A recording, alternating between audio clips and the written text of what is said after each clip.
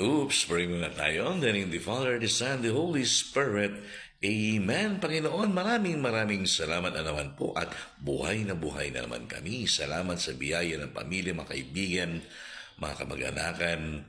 Lakas na ipagkakalob mo sa amin, lalong-lalo na sa araw na ito. Panginoon, sa araw ng Biyernes, naway patnubayan mo kami, gabayan, ilayo sa lahat ng kapahamakan, ilayo sa lahat ng karamdaman, at patuloy mo kaming protektahan, Panginoon, na naway maging matiwasay kami makarating sa aming mga pararoonan, sa mga trabaho o eskwelahan man yan na anuman ang aming gagawin.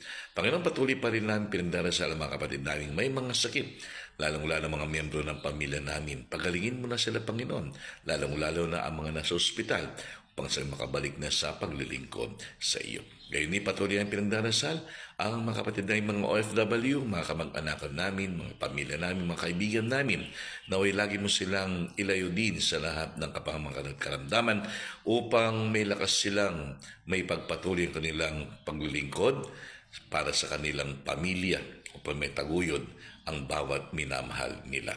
Panginoon, sa araw nito, patuloy mo kaming gawing instrumento mo ng iyong buhay na salita. Lagi mo kaming bigyan ng isang pusong laging marunong magmahal, umunawa, magmalasakit, magpatawad at magpakumamba sa aming kapwa. Maging inspirasyon nawa kami sa aming kapwa at pamilya. Amen.